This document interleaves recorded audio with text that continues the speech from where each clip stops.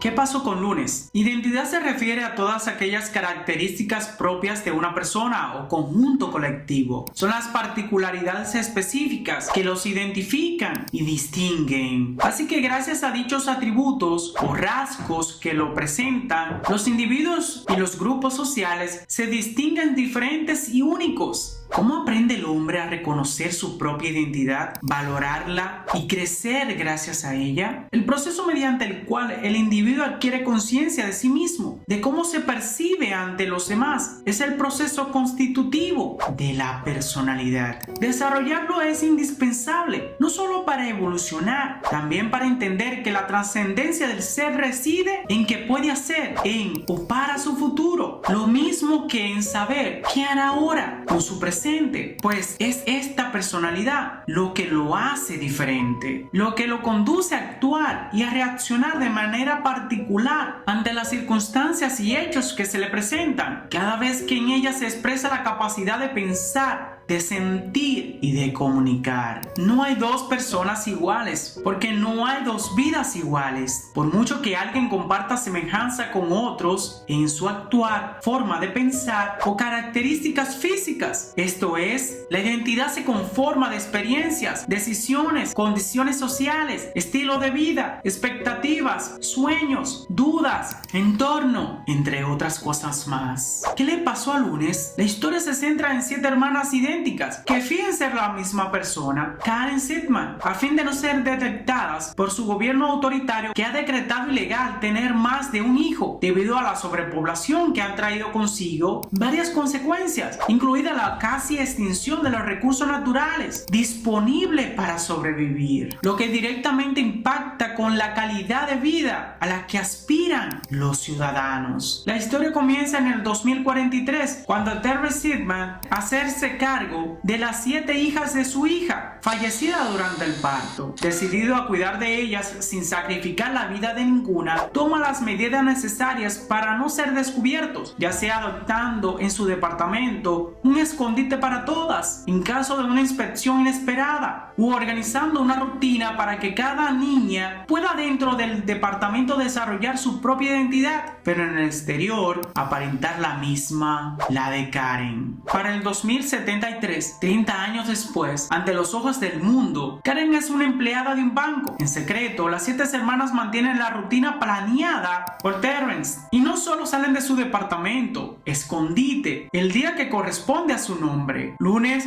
sale los lunes, martes se convierte en Karen, miércoles cuando es el día miércoles y así sucesivamente hasta llegar a domingo. Es decir, cada una adquiere el nombre de la semana. ¿Podrán los días de la semana convivir juntos? Es una muy buena pregunta. Las 7 permanecen bajo un acuerdo colectivo sobreextendido, regido por reglas concretas que aseguran su supervivencia, pero que encuentran un espacio para su desarrollo y libertad. Tienen mentalidad, perspectiva, punto de vista y personalidad diferentes, que las distinguen entre ellas, identifican como individuos independientes, pero que han aprendido a esconder o suprimir, ya que fuera de su espacio compartido entre todas tienen que aprender a ser Karen. Esto pesa particularmente en varias de ellas, pues mientras algunas se mantienen al margen de la rutina, conformes con lo que tienen y la vida casi monótona que implican su ciclo semanal, en otras afecta más tener que apegarse a ser una misma, algo que sienten como una prisión simbólica que limita no solo su independencia, sino también su identidad, incluyendo sus expectativas a futuro, deseos y anhelos, con la posibilidad de crecer y convertirse en una versión bien definida que añoran para sí mismas. Especialmente esa es Jueves, la más rebelde y autónoma, quien se atreve a evaluar su realidad y criticar su entorno, especialmente a su gobierno, del que se queja por ser represivo, por aplicar medidas de control que son la causa del tipo de vida en que está obligada a vivir, tanto ella como en cierto punto. Lunes entiende por qué lo viven, que si el gobierno dicta leyes sin conocer la realidad de las condiciones de vida de la población a las que se les impone, el resultado serán levantamientos e inconformidad, protestas y la necesidad de romper las leyes a favor de aquello que les importa, sus familias, con énfasis especialmente en aquellas madres o mujeres embarazadas que esconden a sus segundos o terceros hijos por miedo a que sean sometidos a la medida que el gobierno toma para ejercer sus planes de control de población con el supuesto fin de salvar a la humanidad, es decir, enviar a todos esos niños de más a cápsulas de criogenización. La promesa es idílica que realista, pues mantener en estado de sueño a los niños sobrantes para en un futuro, cuando el problema de la sobrepoblación y la falta de recursos en el mundo se resuelva, despertarlos es algo más deseable que probable. La mentira recae en el juramento de que se les dará una oportunidad, pero la realidad de que eso sea posible es casi inexistente, porque el panorama para la resolución del problema no parece viable ni a corto, mediano o a largo plazo. Más preocupante aún es que la promotora del proyecto, la doctora Nicole Kamen, plantea la solución a partir de una mano dura, fatalista, cruel e inhumana. Kamen insiste que la medida ayudará a salvar al hombre bajo la lógica, la razón matemática, pero no humanitariamente, de que se tiene que tomar medidas drásticas para reducir el índice de la población si lo que quieren es salvar al planeta y por ende al hombre. Kamen no parece estar del todo en el lado incorrecto de la situación. Es cierto que es necesario tomar decisiones difíciles y el control del problema, con medidas que no le den vueltas al asunto, sino tomar soluciones. Pero como persona con miras en el poder, ahora que se postula como candidata al Congreso, su camino se inclina a mantener más que estricta disciplina que ponga orden, una contundente inflexibilidad y opresión que imponga la disminución del crecimiento poblacional, sin ninguna consideración ética.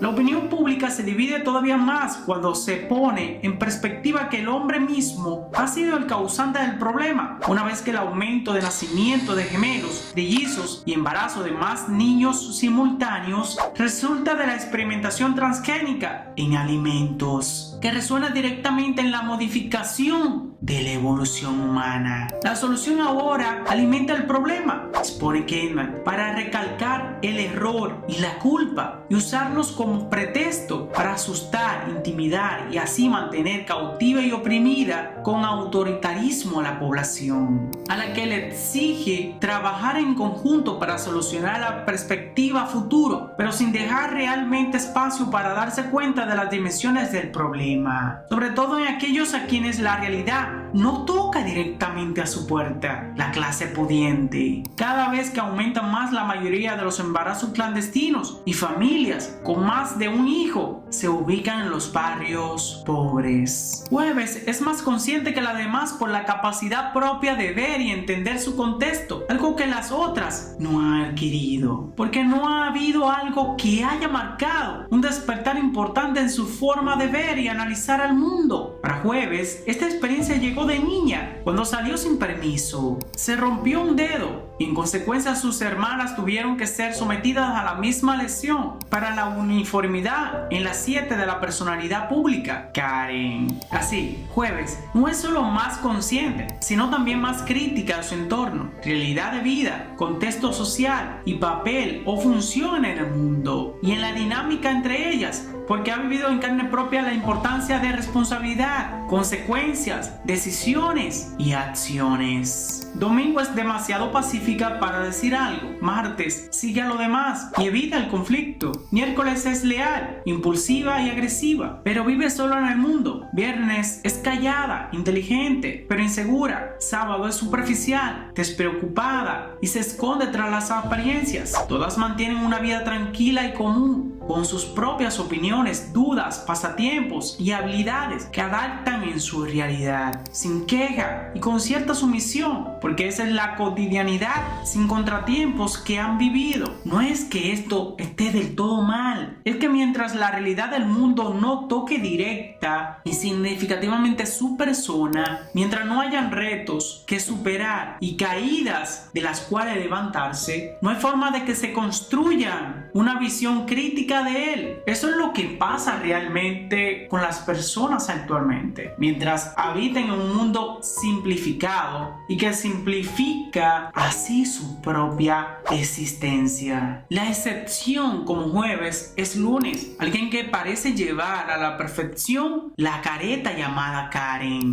lo que la pone en enemistad con jueves, que le reclama qué tanta perfección. Se vuelve la medida con la que las demás son comparadas, hasta que la inconformidad y resentimiento de lunes hacia este estilo de vida y por correlación hacia sus hermanas encuentra el punto límite y decisivo que la obliga a tomar una decisión significativa en que priorizará algo que considera más importante, que es ella misma y su propio futuro, ya que ésta se encuentra embarazada de su novio. Lunes odia tener que ser ejemplo para las demás, algo que su padre le recalcó desde niña, y al cargar con esta responsabilidad reclama que el resto no sea como ella, no como Karen, sino como el molde que ella impone en relación a Karen, como la mayor de las hermanas y por ende indirecta o autoasumida la líder. La prisión, rechazo y rencor hacia su vida falsa, porque imita ser alguien en lugar de ser quien quiere ser, fluye hasta explotar en una decisión impulsiva y falta de solidaridad que lunes aprovecha para, y en lugar de pedir ayuda, castigar y traicionar a las demás. Lunes detesta, en grado de envidia, la despreocupada existencia a la inercia que asume que viven sus hermanas y que como mayor siempre tiene que contrarrestarlas a ella, por lo que tacha de egoísta a las demás. Su respuesta es aún más individualista, algo que aprenden directamente de Cayman, su ley de solo un hijo por familia y hasta su propuesta de deshacerse de las otras, una misión en completarse en secreto para que la política no pierda credibilidad ante el ojo público, ya que al descubrirse que hay 7 hermanas viviendo en secreto por 30 años, evidenciaría que su plan y poder de liderazgo no son perfectos. La exasperación de ambas, lunes y jueves, no es gratuita. En efecto, viven limitadas, no solo por el espacio físico encerrado en el que deben pasar 7 días de la semana, sino porque por muchos que se permitan ser sí mismas durante esos 7 días, no hay más de dónde crecer como individuos, y su inconformidad no es sino resultado de las condiciones sociales en las que viven. Entablan relaciones, se desempeñan en su empleo y conviven con las personas, pero no como quienes son, sino como el mundo cree que son. En este caso, se muestran como Karen, aunque el escenario que transitan es el mismo, su relación no lo es. Karen podrá encontrarse todas las mañanas con el conserje de su edificio, pero lunes no le preguntará o dirá lo mismo que hace martes o miércoles o cualquier otra, porque cada una pensará una pregunta diferente y tendrá una reacción y conducta distinta hacia él. Lo mismo aplica hacia otras relaciones abiertas, en el trabajo o en la calle, situaciones de socialización, exposición, convivencia, iniciativa y hasta decisiones de vida. Al comenzar a preguntarse quién es lunes realmente y qué tanto confiarían una en otra, qué es la base de su plan de supervivencia, lo que se evidencia es la gran diferencia que hay entre ellas, incluso coincidiendo en tanto y por tantos años, intentando ser una misma o viviendo bajo el mismo techo y muchas de las mismas experiencias, trabajar en el mismo banco, conocer a la misma gente, platicar con las mismas personas. En el fondo, cada una tiene su propia subjetividad que se traduce a anhelos, dudas, sentimientos o temores diversos, incluso encontrados. ¿Qué tanto se conocen finalmente cada una a sí misma? ¿Y qué tanto se conocen entre ellas? El ejercicio de reconocer en el mundo es una forma constante de crecer como personas. No va separado del contexto social que rodea al individuo. Si el hombre se conoce, conoce a los otros y conoce al mundo. Solo entonces podrá cambiarlo. El mundo de ¿qué pasó con lunes? Es un mundo bastante trastornado mundo. Hay una clara distinción entre clases sociales, con ambientes post-apocalípticos, pero a la vez futuristas, acondicionados por climas bastante grises y nubosos, utilizando una paleta de colores bastante monocromático.